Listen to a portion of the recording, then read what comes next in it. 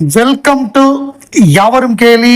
நான் உங்க பத்ரி பேசுறேன். நேத்திக்கு ஃபிக்கி அந்த கான்க்ளேவ்ல உலகநாயகன் கமலஹாசன் கலந்து கொண்டார். அதுல தமிழக துணை முதல்வர் உதயநிதி ஸ்டாலின் கலந்துக்கிட்டாரு.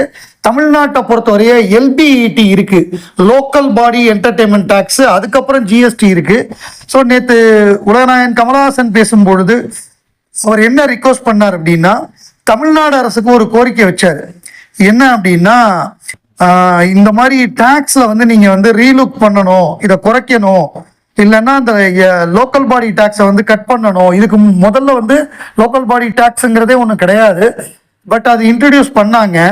அதனால ரெண்டு சுமை, அதாவது டபுள் டாக்ஸ், ஒரு பக்கம் லோக்கல் பாடி டாக்ஸ், இன்னொரு பக்கம் ஜிஎஸ்டி வேற இருக்கு, சர்வீஸ் டாக்ஸ் வேற இருக்கு. அப்படி இருக்கிறப்ப இது சினிமா துறை மீது மிகுந்த சுமையா இருக்கு. இதை நீங்க ரீலுக் பண்ணி இது சம்பந்தமான ஒரு முடிவு எடுக்கணும் அப்படின்னு உலகநாயகன் கமலஹாசன் அவர்கள் பேசும்பொழுது கேட்டுக்கொண்டார். இது குறித்து உதயநிதி ஸ்டாலின் பேசும்பொழுது, நம்ம தமிழக அரசு தமிழ் சினிமாவை எப்பொழுதுமே கனிவோடு பார்த்திருக்கு, நிச்சயமாக தமிழக முதல்வர் அவர்களோட கலந்து ஒரு நல்ல முடிவு எடுப்போம் அப்படிங்கிற மாதிரி ஒரு விஷயத்த சொல்லியிருக்காரு. இந்த விழாவில் த்ரிஷாவும் கலந்துக்கிட்டாங்க. இந்த ஒருவேளை தமிழக அரசு இப்படி முடிவெடுத்தா நிச்சயமாக எவ்வளோ பேர் கமலஹாசனை ஞாபகம் வச்சிருப்பாங்க அப்படின்னு சொல்ல முடியாது. நிச்சயமா மீடியா கமல் பேரை போடாது, அது வேற மாதிரி தான் கொண்டு போகும்.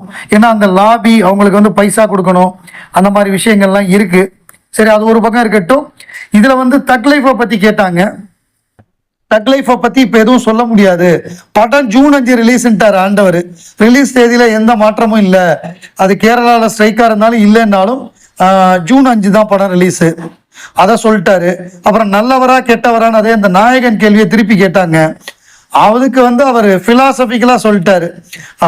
அதாவது அது எந்த ஆங்கிள் பார்க்குறோம், யார் காமிக்கிறான் இருக்கு. என்னோட ஆங்கிள் பார்த்தா நான் நல்லவன், ரெண்டும் கலந்தது தான் அப்படின்னு ஒரு நல்ல பதில சொன்னாரு. ஏஐ பார்த்து பயப்பட தேவையில்லை, நம்ம ஆர்டிஃபிஷியல் இன்டெலிஜென்ஸ் வந்துருச்சுங்கிறதுக்காக அதை பார்த்து பயப்பட தேவையில்லை அப்படிங்கிற ஒரு தைரியத்தை சொன்னார். ஏன்னா அவர் போய் ஆர்டிஃபிஷியல் இன்டெலிஜென்ஸ் படிச்சுட்டு வந்திருக்காரு. ஸோ அதனால அவர் தான் அதுக்கு கரெக்டான ஆள். ப்ளஸ் எந்த விதமான புதுசாக டெக்னாலஜிக்கல் அட்வான்ஸ்மெண்ட் வந்தாலும் அவர் தான் பண்ணுறாரு. ஏஐ கண்டு நாம் பயப்பட தேவையில்லை, கமல்ஹாசன் பேச்சு அப்படிங்கிறது தான் மிக முக்கியமான ஒரு நியூஸா இருந்தது. நேற்றுக்கு 8 ஆண்டுகள் 8ஆம் ஆண்டு துவக்க விழா, மக்கள் நீதி மையம் 8ஆம் ஆண்டு துவக்க விழா. அதுல கலந்து கொண்ட நம்மவர் கமல்ஹாசன் பேசினது என்னன்னா, நாடாளுமன்றத்தில் மானிமா மக்கள் நீதி மையத்தின் குரல் இந்த ஆண்டு நாடாளுமன்றத்தில் ஒலிக்கப் போகிறது, அடுத்த ஆண்டு சட்டமன்றத்தில் ஒலிக்கும். இதுதான் ஹெட்லைன்ஸ். ஏன்னா இந்த முறை நமக்கு ஜூலை மாதம் தேர்தல் வருது, ராஜ்யசபா எம்பிக்கான. அதுல நம்மவர் கமலஹாசன் ராஜ்யசபா எம்பி ஆறாரு. நிச்சயமாக பாராளுமன்றத்தில் நம்மளுடைய குரல் கேட்கும், அதுல எந்த விதமான சந்தேகமும் கிடையாது. நம்பர் 1. அடுத்த ஆண்டு இதே திமுக கூட்டணி 2026ல திமுக கூட்டணியில தான் நம்ம கலந்துக்க போறோம். அந்த தேர்தலில் நிச்சயமாக மக்கள் நீதி மையம் சார்பாக சட்டமன்ற உறுப்பினர்களாக நம்மவர்கள் தேர்ந்தெடுக்கப்படுவார்கள். அதையும் அவருக்கு கன்ஃபார்ம் பண்ணிட்டாரு. அதுக்கு பிறகு இன்னொரு விஷயம் ஒரு பரபரப்பா பேசுறாங்க. அது என்னன்னா, கமல் சொன்னது, அதாவது நான் தோற்று போன அரசியல்வாதின்னு சொல்றாங்க. நான் எதை தோற்று போனதுன்னு நினைக்கிறேன் தெரியுமா? நான் 20 வருஷத்துக்கு முன்னாடியே வந்திருக்கணும், லேட்டா வந்ததுதான் நான் தோற்று போனதா நினைக்கிறேன், மற்றபடி தோல்விங்கிறதுக்கு இடம் இல்லைன்னு அவர் சொன்னாரு. பட் இது அவங்க எப்படி கொண்டு போறாங்க அப்படின்னா, அவர் ஒத்துக்கிட்டாருங்கிற மாதிரி கொண்டு போறாங்க. அதாவது அவர் சினிமாலேயே எக்ஸ்பெரிமெண்ட் பண்ணி வெற்றி தோல்வி எல்லாத்தையும் சமமா எடுத்துக்கிட்டவர். ஸோ அப்படிங்கிறப்ப இது அவருக்கு பெரிய விஷயம் கிடையாது, வெற்றியோ தோல்வியோ. இப்ப வெற்றி வரப்போகுது, அதற்கான ஒர்க் அவர் ஏற்கனவே பண்ணி வச்சிருக்காரு.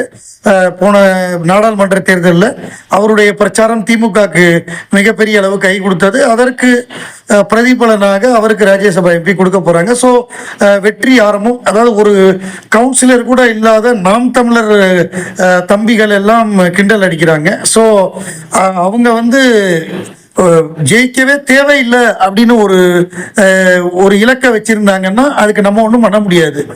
நம்ம வந்து வெற்றி தோல்வியோ பார்ப்போம், ரைட்டா? அது ஒரு பக்கம்.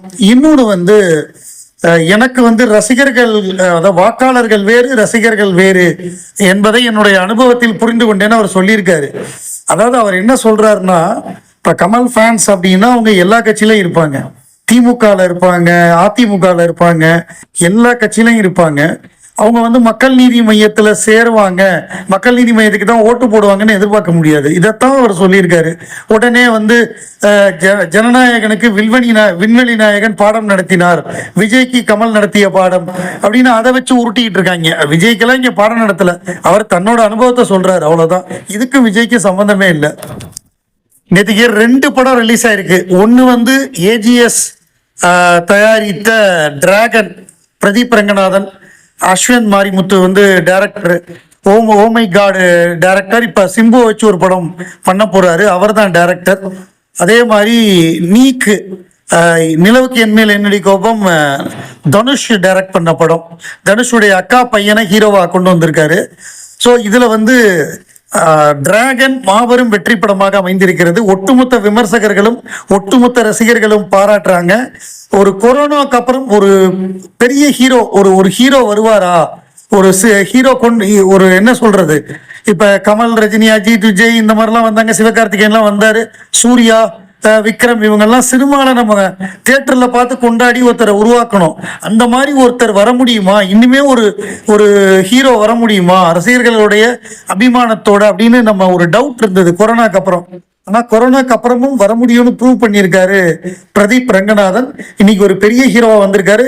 முதல் நாள் வசூல் வந்து இந்தியாவில் மட்டுமே 6 கோடி, ஓவர்சீஸ் எல்லாம் சேர்த்தா நிச்சயமாக அது க்ளோஸ் டு 10 crore வரும்னு நினைக்கிறேன். ஒரு ஹீரோ பான். நீக்க பொறுத்தவரை அது ரொம்ப சூப்பர்ஃபிஷியலா இருக்கு, ஜீரோ எமோஷனல் கனெக்ட், அதாவது என்ன சொல்றது, ஒரு மாதிரி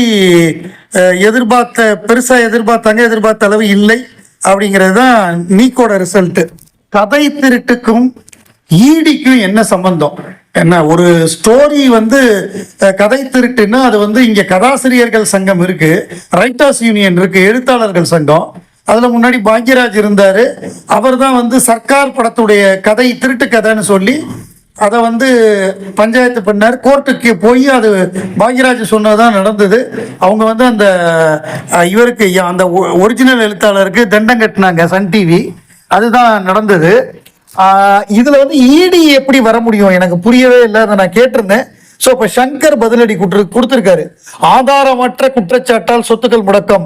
ஆதாரமற்ற குற்றச்சாட்டுகளின் அடிப்படையில் என்னுடைய 3 அசையா சொத்துக்கள் தற்காலிகமாக முடக்கப்பட்டுள்ளது. எந்திரன் பட விவகாரத்தில் நீதிமன்றத்தின் தீர்ப்பு இருந்த போதிலும் அமலாக்கத்துறை நடவடிக்கை வருத்தம் அளிக்கிறது. அமலாக்கத்துறை அதிகாரிகள் தங்கள் நடவடிக்கைகளை மறுபரிசீலனை செய்ய வேண்டும். என் மீது வைக்கப்பட்ட குற்றச்சாட்டுகள் ஏற்கனவே உயர்நீதிமன்றத்தால் முழுமையாக தீர்ப்பளிக்கப்பட்டு விட்டது. உயர்நீதிமன்றத்தின் தீர்ப்பை புறக்கணித்து எனது சொத்துக்களை முடக்கும் நடவடிக்கையை அமலாக்கத்துறை எடுத்துள்ளது. இதை நான் மேல்முறையீடு செய்வேன், இதை இது பண்ணலனா அப்படின்னு சொல்லியிருக்காரு. ஸோ இதுல சங்கர் பக்கத்துடைய நியாயத்தை நம்ம கேட்கணும். ஒட்டுமொத்தமா நேற்றுக்கே தீர்ப்பு எழுதிட்டாங்க. ஒரு பக்கத்தை கேட்டுட்டு 2 பக்கத்தையும் கேட்டு எது சரி எது தப்புன்னா முடிவு எடுக்கணும். இது சங்கர் தரப்பு சொல்லியிருக்காரு. இதை வந்து என்ன எது சரி எது தவறு, சங்கர் தரப்புல நியாயம் சொல்றதுல உண்மை இருக்கா அப்படிங்கிறத பார்த்துட்டு நம்ம ஒரு முடிவுக்கு வரணுமே தவிர கண்மூடித்தனமா சங்கரை வந்து அட்டாக் பண்ணிட்டு இருக்கானுங்க.